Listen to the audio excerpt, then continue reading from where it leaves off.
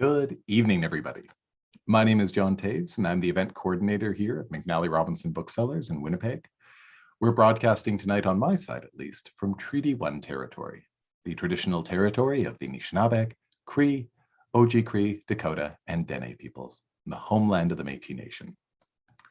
We couldn't be more delighted to have all of you here in Zoom, out there on YouTube right now, and in the future, here to join us for the online launch of Proud to Play, Canadian LGBTQ+ athletes who made history, by author Erin Silver. We're delighted to be joined by Erin Silver this evening, along with Anastasia Bucsis and Chris Voth. Eric Radford sadly sends his regrets. He was unable to join us at the last minute, but does say hello to everybody and regrets his inability to appear. I'd like to thank Formac Lorimer Books for co-presenting this evening. Tonight we're joined by, as mentioned, former Olympic speed skater, Olympic Anastasia Bucsis, gold medal figure skater Eric Radford, sends his regrets, and former Canadian National Volleyball Team member Chris Voth, who is here to discuss with Erin their experiences as LGBTQ+ athletes, from discrimination and harassment to success and triumph on the ultimate stage. We'll be welcoming them all out shortly, but before we do, I did want to just say a few words about the event itself, and then I'll introduce tonight's author. Over the course of the evening, if you do have any questions as they occur to you, please feel free to put them into the Q&A box, which appears right at the bottom of the screen. That way, when we do open up to the public Q&A, we'll be able to source them quite easily. Chat is available, so if you would like to talk among yourselves, you are more than welcome. At the close of the event, I'll be back to go over book purchase procedure again one final time. But I did want to point out just at the beginning that Chris Voth has very kindly stopped by the store and assigned some copies of Proud to Play here in Winnipeg. Those are available for purchase online, in person, or over the phone. We deliver both within Winnipeg and nationally and internationally. But to get underway, author Erin Silver has been writing professionally for almost 20 years. She has a degree in journalism and an MFA in creative nonfiction. Her work has appeared in Good Housekeeping, The Washington Post, Today's Parent, The Globe and Mail, and many other national magazines and newspapers. She's also blogged for several media outlets, including The Huffington Post. Erin's picture book, The Slapshot, was named a finalist in the 2017 Canscape Writing for Children competition. She also won the bronze medal in the Common Deer Press Uncommon Quest contest. Erin lives in Toronto, Ontario, but is here with us tonight to celebrate her new book. Please put your virtual hands together and welcome Erin Silver.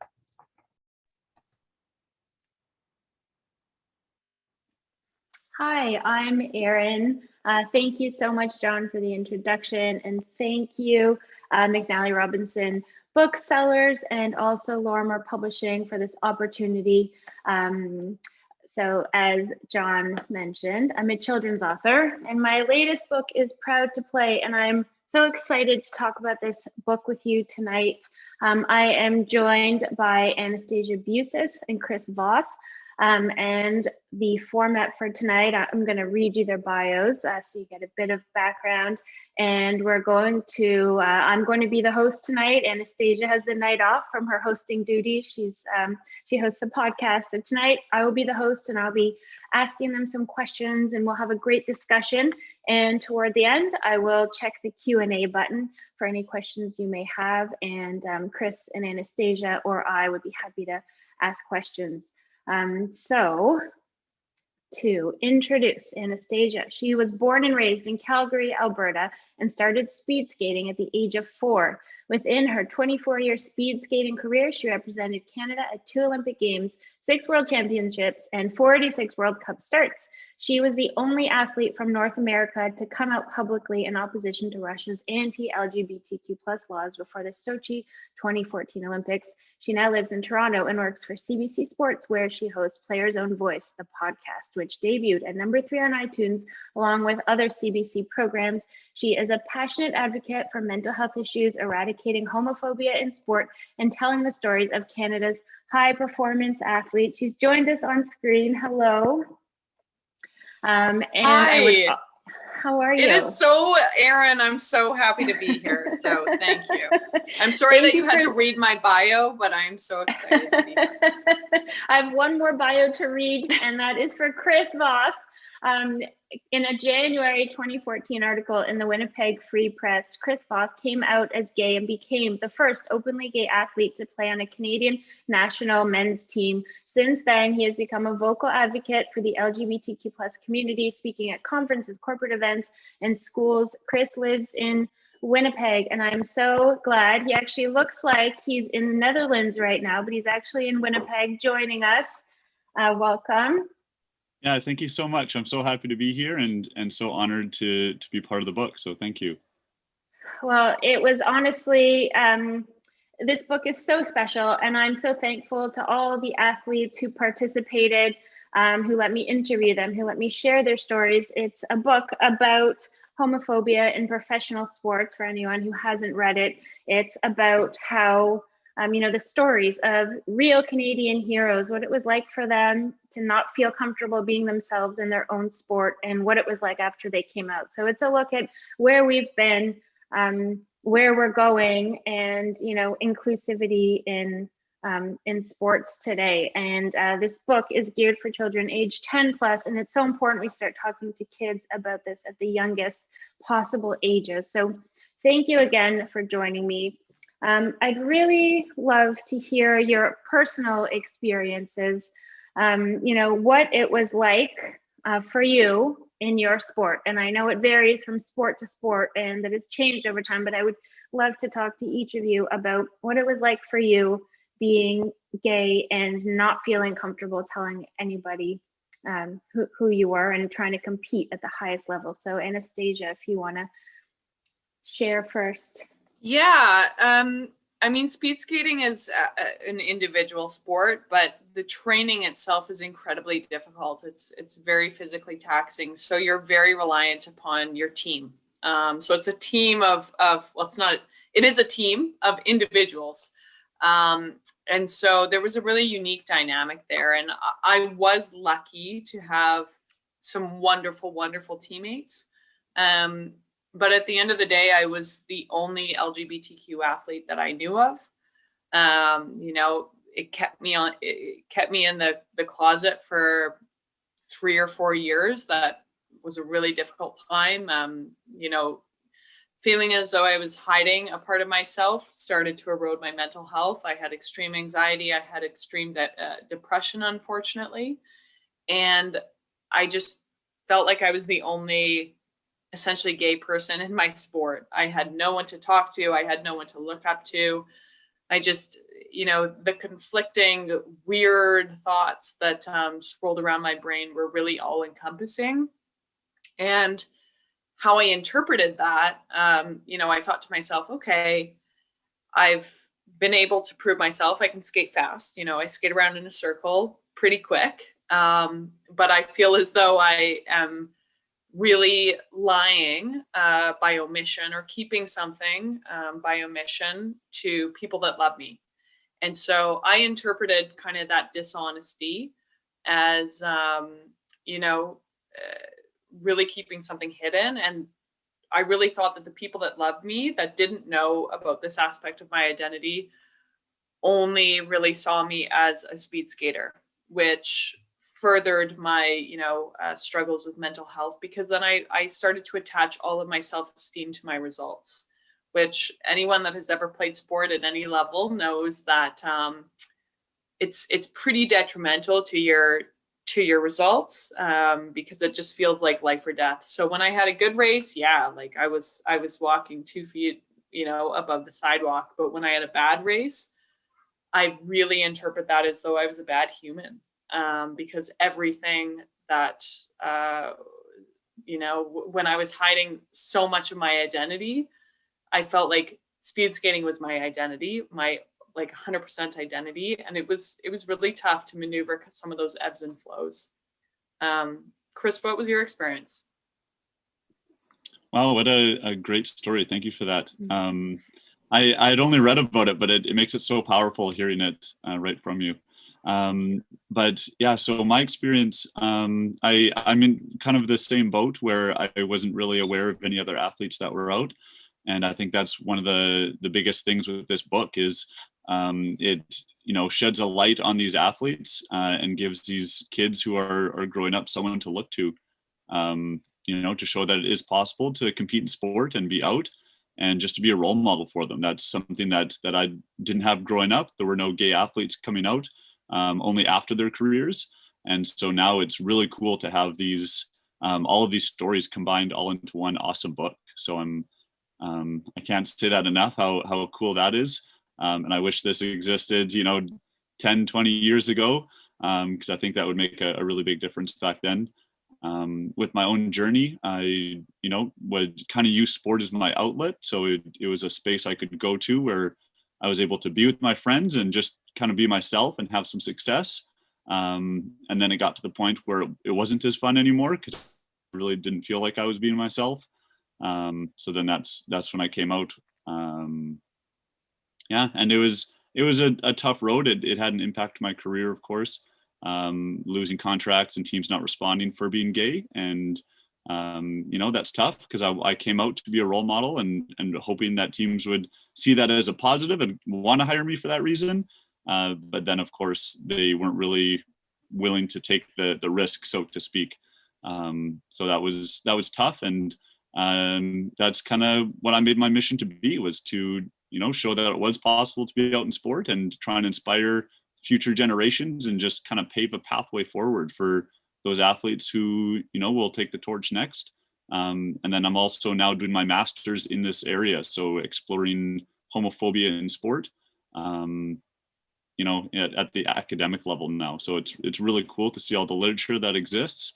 And I think it's a really kind of fun journey. And you hear a lot about locker room culture. Did anyone make it uncomfortable before you came out? Were there, why did you feel you couldn't be yourselves? And I know it might be different, men's team sports and women's team sports. What was it like kind of behind the scenes that made you not feel like you could just tell people? Do you want to take that, Chris, or I can start, whichever? Yeah, we both inhaled at the same time. That was funny. I know. I'm like, okay, let me think. Yeah. Oh, it's no problem. I can go first if you want. For volleyball, it's a pretty inclusive sport in that regard. So there isn't a lot of bad language, that kind of in the locker room in particular that makes you feel not welcome. There always are instances, and then that kind of manifests itself in your brain, and you keep repeating those, and it becomes one of those things that you build up in your head, kind of unsure of what the result would be. And I think that's kind of the hardest part, is because there wasn't a role model to look up to or to reach out to and ask what it's like, then you kind of always assume the worst. And so just thinking about, what does it mean to come out and not be known to anybody, and kind of having that secret is tough. And in the literature in particular, there's a lot of athletes when they're coming out, they think that they're going to be verbally and physically abused. And so that's one of the fears that a lot of people kind of go through. Thankfully, physical abuse isn't something that is reported widely in the literature. And then the verbal abuse gets underreported because of people's low bar for what their expectations are. But for my coming out in particular, everything went really well. All my teams and teammates, were really accepting and really welcoming. And it was a tough transition for everyone, including myself. So there were a lot of unknowns for me too, but I grew up playing with the same group of guys. So I was really fortunate to be able to go through that with them. And Anastasia, what about you? What made you feel like maybe you should keep it to yourself? Yeah, I think there's a few factors, right? Like there's never one factor that completely defines the situation. So I was born and raised in a conservative Roman Catholic family. So I think that right off the bat, I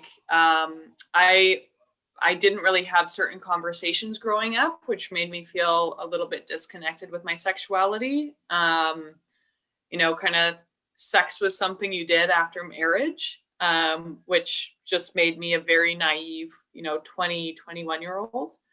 And I would also bring it back to microaggressions that I don't even think my teammates necessarily knew. They didn't recognize their power, the power in language, right? So I don't, and I would defend them to the death, right? Like I had wonderful teammates, and I don't think anyone was overtly homophobic.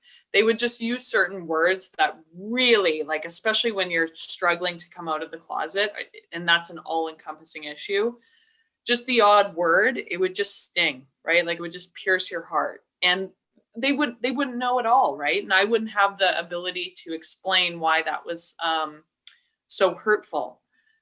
Because maybe it was just a joke or it was just flippant, and so I think that was perhaps just like a little bit of disconnect with some of the language that people were using. And I think there's still probably a disconnect with a lot of athletes and, just society in general with what's homophobic and how it can be interpreted. So that was a real struggle. And again, the fact that I just had no one to turn to, I really felt like I was the only person in the world, which is so ridiculous. And, I was really lucky. Like I would be surrounded by a million friends, like a million friends. I was so lucky in my speed skating career. And I still have friends that, whenever I get married, like they will be hopefully coming from across the world to my wedding. Like I have the best friends, but I had no gay friends. And I don't know if you went through this, Chris, but like, I was like, why do I need, like, I have a million friends. Why do I need a gay friend? Like, I'm not friends with anyone based upon their sexual orientation, but I just felt so alone when I couldn't really be vulnerable and ask someone, hey, have you ever gone through this? Or this is what I'm thinking. This is what I'm feeling. Am I like, I just feel like I'm on this island by myself. And I think that fear of being so alone in my thoughts and in my feelings also kind of exacerbated the issue and kept me in the closet because I just felt like I was the only one. Yeah. And I know Mark Tewksbury is such an icon and that so many athletes turn to him for advice. And Anastasia, I know you talked in the book about that. Can you maybe describe what it was like to talk to someone like him who'd already come out and was showing what life could be like? Yeah. So when I first came out to Mark, it's like kind of a sad, it's not a sad story, but there was a World Championships in Calgary and it was in 2012. I was like, this is my time to shine. Like, it was like, I had never skated better. It was like I was floating on the ice. It was just, kid from Calgary, World Championships in my backyard. I'm skating well. There's nothing better. And the morning prior to when World Championships were starting, I was putting on my skin suit, ready to get onto the ice just for like little tweaks pre-race, we call it. You're on the ice for like half an hour. It's super easy. You just look cool, whatever, just good vibes. And I herniated 2 discs putting on my skin suit, L4, L5, S1. And anyone that's ever had back issues, like it's the worst, let alone trying to skate at the highest level possible. It's impossible. So it was devastating, right? Like I was feeling so good. And certainly I had to sit out of this competition. I go the next morning and, it's a big World Cup. So there's people in the stands, whatnot. I am on like T3s, like, muscle relaxants because I'm literally a robot. Like just my back is so out. And Mark was there. And whether it was the T3s or just the fact that I was so frustrated that my sports psych had said, hey, I actually think that you've had this like back issue because of the stress you've been carrying because you're trying to come out of the closet. I just walked up to him and said, Mr. Tewksbury, I have something to tell you. And I just, I need to say how grateful I am for you and your story. And like, you'll never know what you've done for generations like me. And I still feel super alone and I have so much anxiety, hence why I'm not skating. Like literally my sports psych thought it was like a psychosomatic injury. And it was just such an honest, like vulnerable embrace. And Mark, I mean, we honestly, as Canadians, we're just so lucky to have him. Like, yes, he won a gold medal in Barcelona, but what he has done consistently since 1992, I can't even describe like how many lives he's touched and how many people he is empowered to just live their best lives. And like Mark Tewksbury for Prime Minister, that's all I'll say. Like, he is that amazing, and I'm just so lucky to have a mentor like that. I even have his phone number, so I'm so excited about that. I wanted to ask, about your breaking points, because I know each of you had a reason to come out when you did. Chris, do you want to start us off, why did you come out when you did? And I know it was in the newspapers and it was big news. Can you tell us a bit about your experience? Yeah, sure. So I had just moved out of my house for the first time. I I moved to train with the national team full time out in Gatineau. And so I just came out to my parents a couple months earlier. And then it was, I think, January of 2014. That's when I had an article come out when, it was kind of the point in my life where I felt that I just really had enough with trying to pretend to be someone, and who have I told, who have I not. I think a lot of people can appreciate what that's like, and kind of the stress that you get with that. So I was just ready to be done with all of that, and felt like I was in a comfortable place now with myself, and I'd come out to my parents, and so I was just kind of ready to take that step myself. And then I also wanted, like I said, to be a role model for the next generation. So it was, I didn't really feel like I had that role model growing up. There were a lot of athletes coming out who were retiring. And so initially I thought that I would just have to wait until retirement too, because that's just kind of the way it was. But I just felt, why do I have to wait? I just want to do it now. I just want to be myself and not have to lie to people or hide. So that's kind of how I started my professional career. So that's kind of what propelled me forward, I guess, and just kind of the headspace I was in.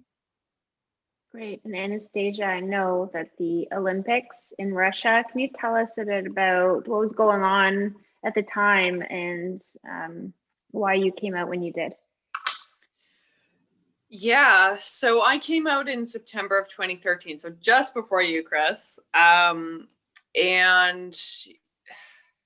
I had gone to an Olympics, 2010, of course, it was like a fairy tale. Like, we were treated like rock stars. Like, I have never been made to feel so special and, like, in a weird way, famous. Like, it was just 12 out of 10 to be a Canadian athlete at a home games was really, really special. And yet there was a tremendous void within myself, because I knew that I wasn't being honest. And, I said omitting information. I really interpret that as, people just seeing me for what I did, speed skating, and not really knowing who I was, which again started to erode my mental health, because I attached all my self-worth to my results.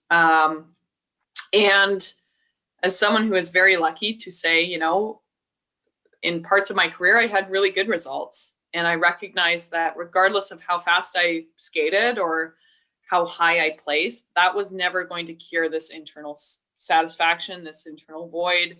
I had a tremendous amount of, tremendous lack, of self-love. And that turned into anxiety. It turned into clinical depression. And, 8 months prior to Sochi, I couldn't even get out of bed. I thought of suicide almost every single day. When that was happening, these anti-LGBTQ laws in Russia were starting to kind of bubble up. And honestly, like, this is a great question, because I don't know if I have a great answer, but I honestly just got angry. Like, I was like, listen, I'm sponsored by Lululemon. I'm sponsored by RBC. Like, I'm a privileged Canadian athlete, and I've had great results. And I know that I'm still not feeling fulfilled. And I know that I've also struggled deeply with my mental health, which had significant effects on my results prior to Sochi. And I just thought to myself, you know what? if I go to my second Olympics, I need to go completely as myself. And again, I just got angry. Like, I was like, I've won, I've done well. Like I've gotten paid. I've gotten the wonderful endorsements, and it's not worth it if you're not yourself. And so I really wanted to say, I'm going to show up in Sochi completely as I am. And, I need to do that for myself, because I recognize how much I struggled growing up, as a Canadian kid in a country that celebrates diversity and acceptance, and we pride ourselves on all these things. And I know how much I struggled. So I couldn't even imagine being a youth in Russia with a government that is linking your orientation to pedophilia. Like, I could not comprehend that. And I just thought, I'm going to appreciate this legacy, or I'm going to appreciate standing on the right side of history, regardless of what happens in Sochi. And to me, at that point, like, showing up fully as myself was more important than results. And I'm a really competitive person, right? Like, I wish I was sitting here, like, showing off an Olympic gold medal. And I wish that Eric was here so he could show off his Olympic gold medal. But when I look back at it, I am, and it feels weird to say proud, but like, I am proud that I did that, because again, it wouldn't be worth it if I went to a second games and I won an Olympic gold medal, but I wasn't myself. And what about the risks and rewards? That's me. Exactly. Yeah, because you risked so much to come out and be yourself. Maybe we'll start with you, Chris. When you did come out, and what were the risks and rewards? I know some teams didn't want to have you on their team, or some probably at the higher levels, not teammates necessarily. So were people supportive? Did it make life more difficult? Mm-hmm. So I just want to say too, about the Olympics that Anastasia went to. I was actually in Russia too in 2013, when those laws were coming out. I was competing there for Canada for the Universiade Games. And so they were like coming out as I was there. And I was like, uh-oh, I got to just keep my head down for a couple of weeks here. But for barriers, I guess, and teammates and consequences, I wasn't really sure when I initially came out what the consequences would be. I thought that I still would probably be able to get a contract. And like I said, I was thinking that maybe teams would see that as a positive. My agent told me so I had one situation where the team, I actually signed with a team, and then they didn't honor the contract because they didn't want a gay player. And so it was only at that point that my agent told me that it was actually really common for teams to just radio silence after, because there's negotiations that happen with a lot of teams. Don't get me wrong, it's not like really easy to get a contract. It's, you go through a lot of teams. But he told me that I was the only player where teams would be interested one day, and then he would send my profile and then just radio silence. They wouldn't respond anymore. So that's why too, I didn't name the country or team when the article came out about the team not honoring the contract, because it wasn't just that one team. It was really the whole sport and the whole organization that wasn't really accepting. And I didn't want to put all the hate and blame on one team just because they were the one to explicitly come out and say it. It was everybody, or a lot of teams around the world, and they were just the one example. So that's kind of what happened in terms of being able to get on a team. And then once on the team, when I played in Finland, none of the other Finnish players had ever met a gay man before. And so that was quite an experience. So I was like, uh-oh, what's going to happen here? But it was only a couple months later where we ended up being the first professional volleyball team to walk in a pride parade. And that was right after they legalized same-sex marriage in Finland. And so it was just a really powerful experience to, share that with my teammates who, we're still learning when I got there, and still probably learning today as we all are. But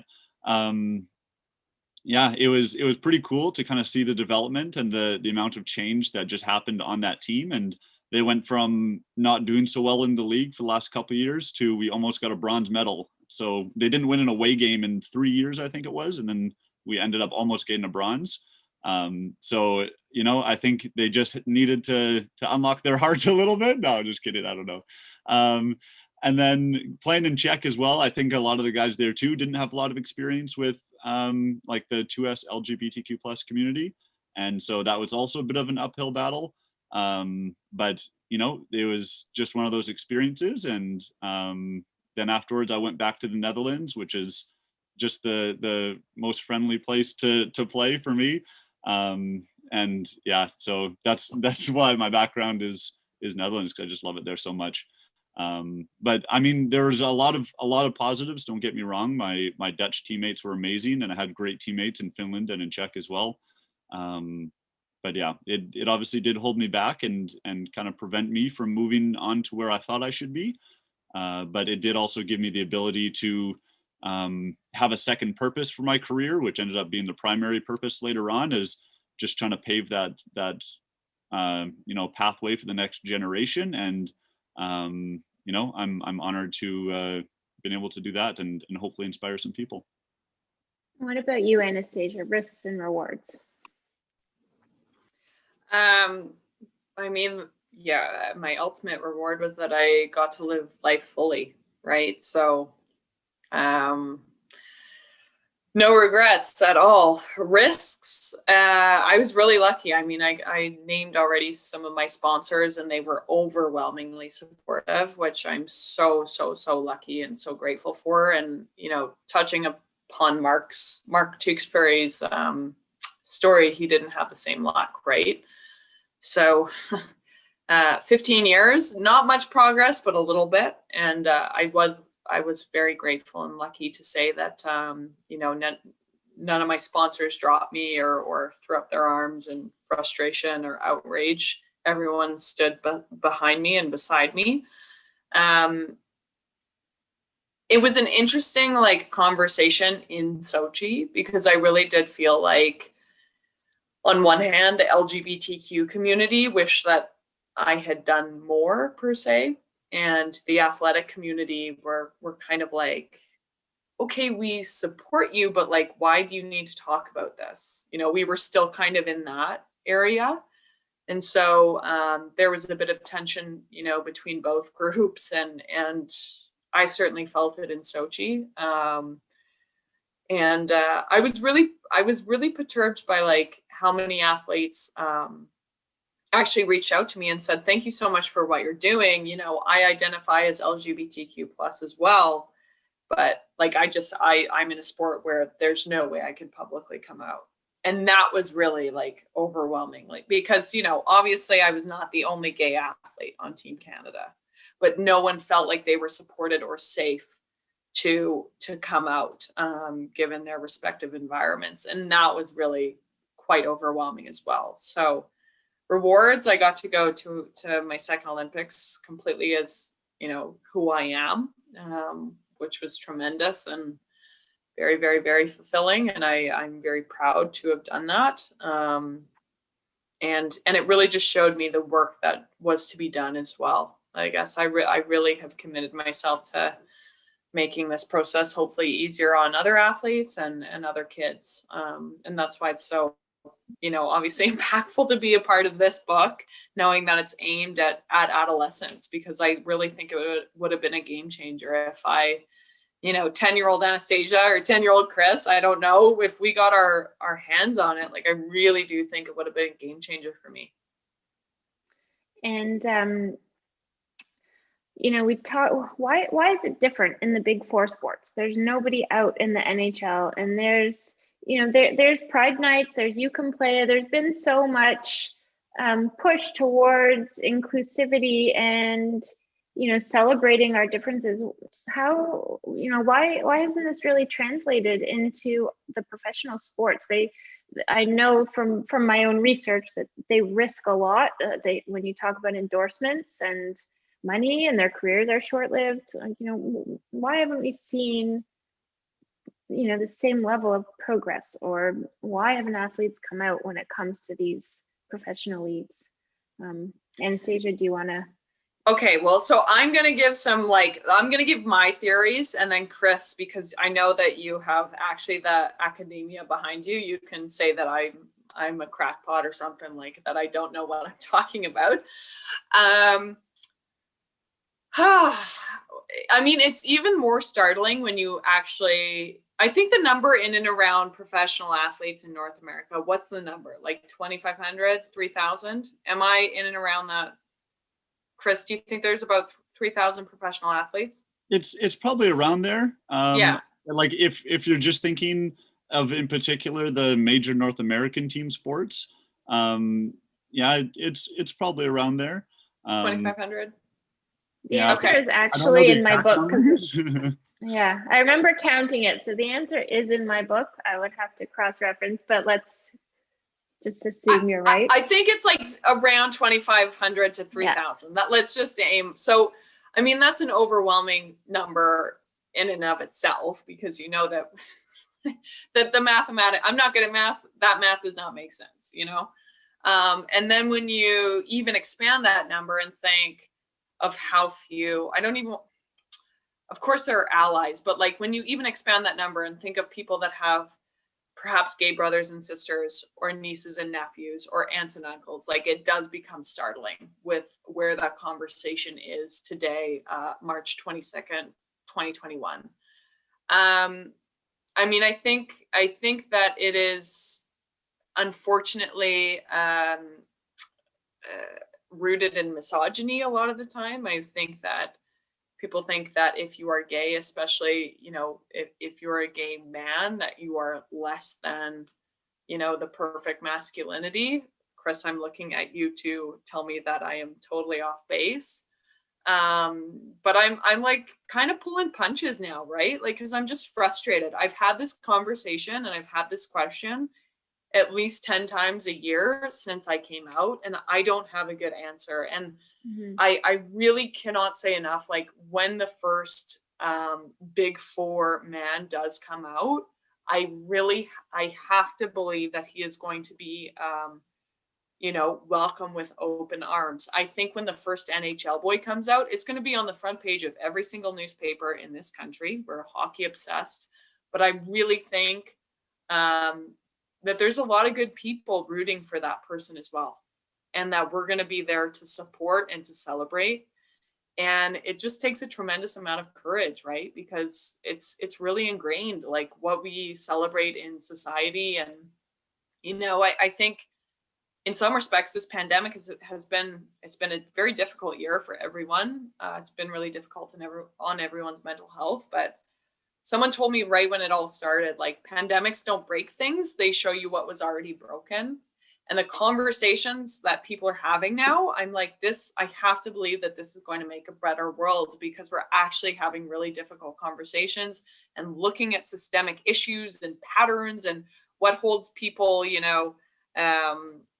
what keeps people in the closet, and just systemic issues. And I really hope that within the next few years, hopefully next season, we see some significant progress, because I'm getting a little frustrated, the fact that there has been so little progress in the Big Four. Chris, please tell me that I'm not totally off base, but I will wait for your academic and well-informed answer. Oh, that was an A+ answer. That was awesome. And I really love hearing this question, because this is what my master's is all about, is reaching out to these athletes and getting their stories and seeing why more aren't coming out, and getting the perspective from a whole bunch of people. A lot of the studies in the past focus just on high school or college and university athletes. And so mine's going to be the first one that focuses just on professional athletes, and then also just on team sport athletes. There's a big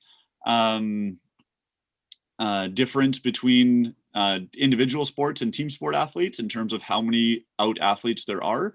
So I think it was 2017, I wrote an article for the Huffington Post where I talked about the amount of out athletes at the Olympics for men versus women, and then individual sport versus team sport. And it was, I think, about 2/3 of the athletes on the women's side were on team sports. but 0 of the men. And I think it was around 4 times the amount of out athletes, men to women. So there were 4 times more women out than men. So it was a big difference between the two. And of course that gets highlighted also in those major North American team sports. There was Michael Sam, who came out recently in the NFL, and then was traded into the CFL when played for Montreal, but then just kind of fizzled off the face of the earth. I'm not really sure what he's doing now, but he was the first person to kind of be out while part of a team. The other athletes were coming out, at the end of their careers. If you think of like Jason Collins or someone like that, then they come out kind of at retirement. And then of course the NHL hasn't even had someone come out after their retirement. So personally, I think that, it is exciting, and it would bring a lot of attention to the person who does come out. But I also think that also kind of works against the sport, where now there's such a buildup that maybe the athletes aren't ready to be like the face of gay hockey. And then that actually kind of hinders their willingness to put themselves out there, because it will be so like monumentous for the sport and for the country, because obviously, like Anastasia said, we're a hockey country. So then there's a lot of pressure on that as well. And then it becomes results based, because then what if you're the gay player that comes out but then wasn't able to play well or not able to make it? And so there's kind of a lot of factors going on there. But that's what my whole research is about. So I'm really excited to do this, and I'm focusing on those professional team sport athletes on the men's side. It's not just going to be based in North America. It's going to be worldwide and from all different sports, not just, the big 4. But so I will have better answers based on the literature right now. There's suggestions on why there aren't. Some of them are pretty offensive, but some of them have to also do with, at an early age, what the athlete's going to choose, whether it's going to be a homophobic sport that's, a team sport, or is it just going to be an individual sport where, you're kind of in charge of your own destiny. So it starts when you're young, just like Anastasia said. And then all the factors combined just add up to right now not having any out athletes. I think too, like sport has a really, like masculinity becomes such an important factor of that. And like a lot of the literature in homophobia in sport talks about hegemonic masculinity and really placing the people who are most masculine at the top. And so everyone's striving to be the most masculine. And what is masculinity? That's the big question. And so that word is being redefined all the time. And you can see now that that sports are adapting and becoming more gay, so to speak. You can see, that's actually based in literature. That's just not me saying it. The literature actually says that athletes are becoming more metrosexual, which I thought was kind of funny. So that's just not being gay, but, kind of encompassing, like with, affection for teammates, or having perfumes, or dressing more feminine, or painting your fingernails, like things like that. And so just the kind of shift in sport now, you can see that it is changing a little bit what masculinity means, but I think the root of the problem comes from that hegemony and people kind of striving to be something that doesn't really have a definition. It's just what they think other people think the definition is. And then that just leads to a whole bunch of chaos. So if my line is always, if anyone has insomnia, you let me know and I will talk about this all night long, because I find it so interesting. Yeah, me. Oh, perfect. Let me give you my number, because you should have just done a keynote. I should not have been invited on this panel. I could listen to you for an hour. You are both I was thinking doing great. about you. I want to hear more about Sochi. No. You're both doing great. And we have a few minutes left before we need to get to Q&As. But, in writing the book, I found it was a hopeful message. I feel like we've come a long way, maybe not made as much progress as we need to make. What's next? What do we need to do next before everyone feels safe and included participating in sport? Because sports are for everyone. Everyone should be allowed to play what they want. What do we have to work on next, Anastasia? Oh gosh, that's a great question. What we have to work on next. I think the next huge pillar in sports is going to be in regards to our trans siblings and our non-binary siblings. And, sport is a very heteronormative, gender binary realm of life. So that is going to be a significant challenge and chapter for the next, I don't know, Chris, how many years, but certainly I feel that very close to my heart. And I do think that the T gets lost in LGBTQ plus far too quickly. I will say though, again, March 26, 2021, a lot of people, and I don't know if you get this, Erin, or I don't know if you got this, Chris, people are like, okay, but aren't we past that? Why do you have to keep talking about this? I get that. And people, when they ask me that, they're not trying to be offensive. They're not trying to be challenging. They're just I thought we as society were beyond having to talk about our orientations. And I always just politely remind people, you only have to look at the disproportionate LGBTQ suicide rates or disproportionate homelessness rates to recognize that this is very much an issue. And, I now live in downtown Toronto, and I recognize that that's probably quite a progressive area. Kids growing up in downtown, that they probably are quite a bit more comfortable having this conversation. But I grew up in Calgary. I grew up going to small town Alberta, going to small town Saskatchewan. And when you don't have representatives or if you can't see it, you can't believe it. It's still a significant issue in this country. And I always am just, one to say, please, if you do want to usher in progress or make life better for people, just have the conversation. You don't need to have every single answer. I don't have every answer. Chris probably doesn't even have every answer, and and I'm stealing something from Sheldon Kennedy, who is a friend of mine, and he always incorporates this so wonderfully. And he goes, people wait around to have they wait around to have the perfect conversation. Any difficult conversation, we think, okay, well, the situation's not quite perfect. I'm not going to start it now, or blah, blah, blah, blah, blah. And we wait around for these perfect factors that do not exist. So if, keep the conversation going, start the conversation, try and make a healthy, safe environment for kids to express themselves, to express their vulnerabilities. For gay and straight kids, or kids that are questioning, right?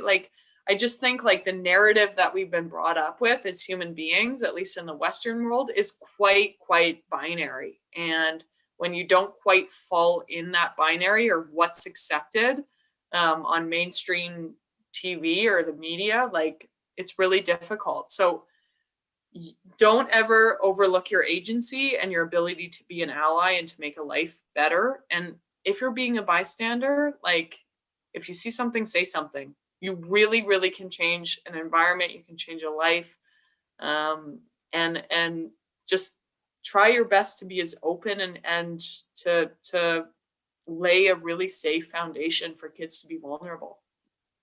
And I think our hope for all of us is that we won't need books like this. We won't need to talk about this one day, that it won't matter who you love, or, as long as you're a great teammate and a great person, that's all that matters. But maybe, Chris, I'll end with the last question with you. What do you hope kids reading this book take away? And, this book isn't just for people who are LGBTQ+, it's for every Canadian kid. What do you hope the takeaway is when they read this? Yeah, I think what's really cool about the book is it's so diverse, and it just shows the diversity of sport. And like you said, not only the 2S LGBTQ+ community, but it talks about ableism. It talks about intersectionality. I think that it's such a powerful book for those aspiring athletes or anyone who has that interest in sport.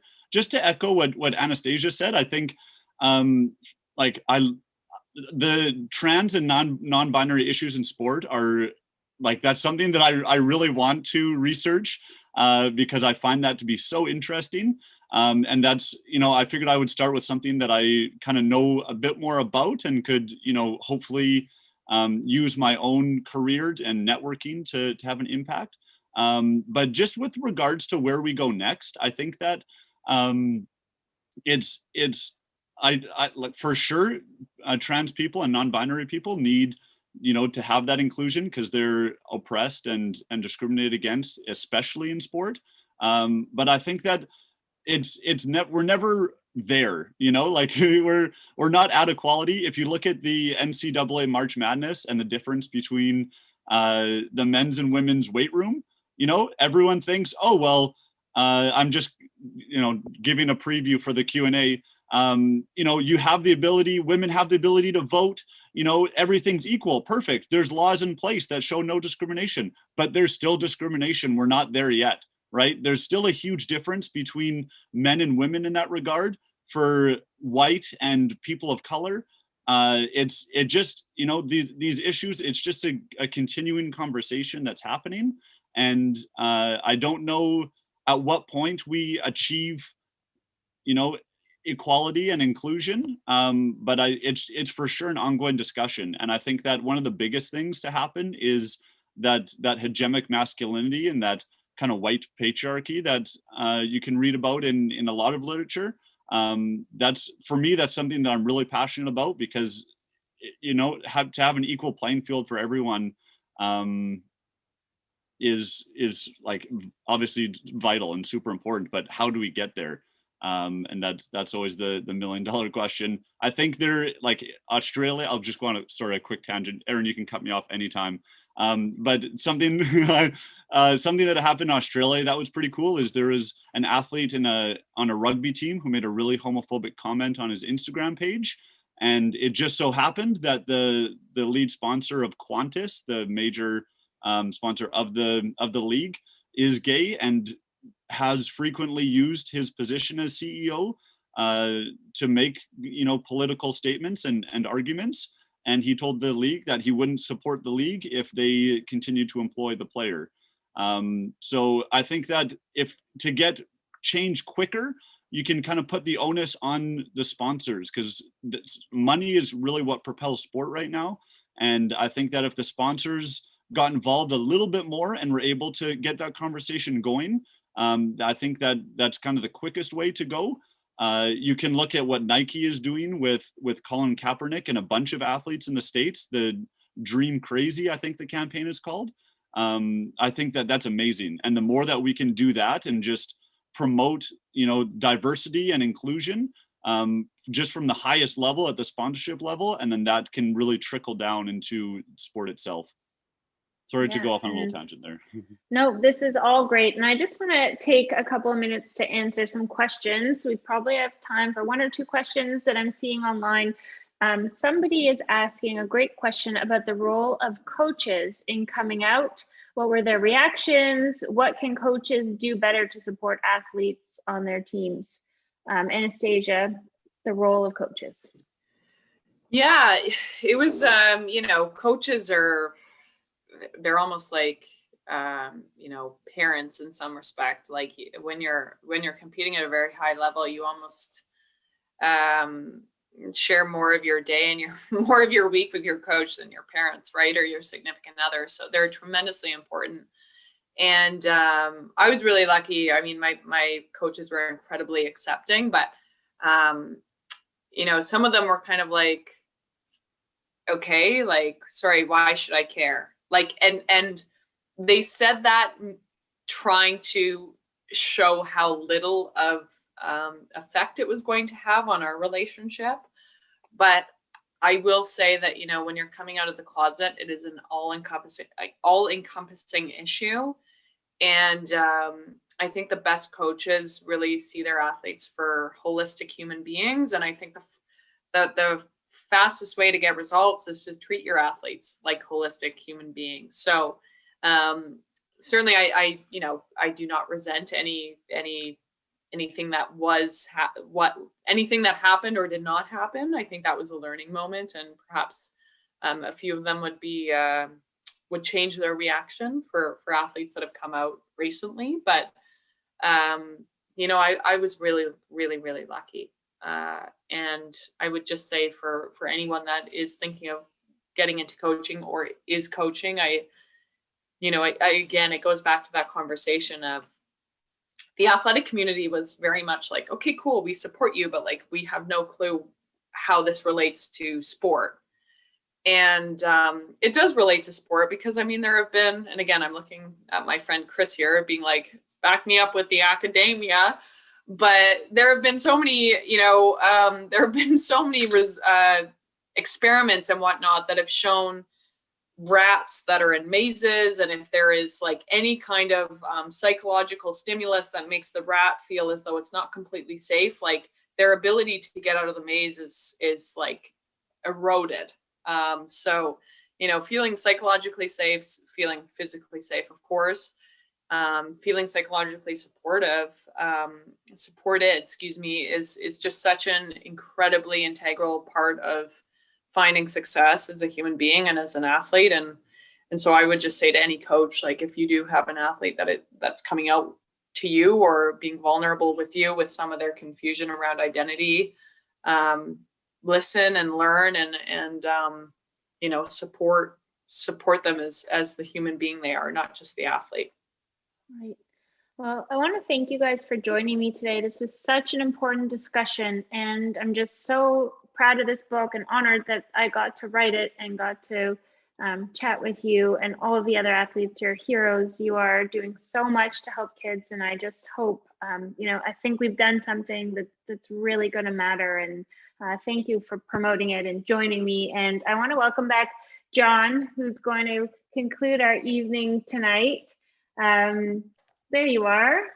Hello. Thank you very much for having us and hosting this great discussion. I think it was really informative, and I think it was a really great discussion, and I'm reading the comments, and people are saying the same thing. So thank you for this opportunity. It was genuinely a privilege and such a huge pleasure. I'd like to thank you all for your incredible openness and honesty, and for all the incredible work that you do. It was very humbling to be a part of this evening, even a very tiny part over in the side. So thank you all so very much. To move to Naked Commerce for one moment, I should remind you all that Proud to Play is available at McNally Robinson Booksellers, complete with an autographed image of Chris Voth within. So feel free to give us a call. Please do tell other people about this book as well, too. It's an incredible publication, and we're so thrilled that Lorimer has put this out. This is the kind of book that we as booksellers are always looking for here at the store. So to have this on our shelves is very exciting in and of itself. So thank you so much, Erin, for writing this book, Anastasia and Chris for participating in the book and for being the wonderful people that you are. And just thanks to everybody here in Zoom, on YouTube now and in the future for joining us. It's been just wonderful to be able to spend the night with you all. So thank you so very much. Thank you. Thank you, John. Thank you, Erin. Thank you, Chris. This was awesome. Absolutely. Oh, and Chris, sorry, you just want to say a few words of thanks at the end too? Yeah, I just wanted to make sure that I could thank Erin for again including me in this. I'm so honored and humbled. And then just to be a part of the discussion. It was so great to meet you, Anastasia, and I hope we can continue the conversation.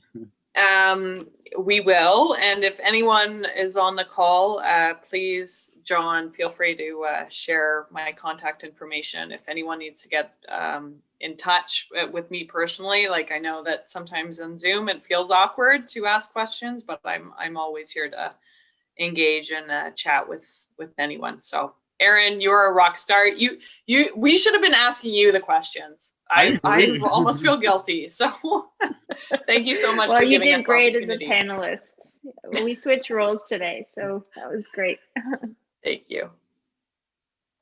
Well, thank you all so very much once again, and everybody have a lovely night.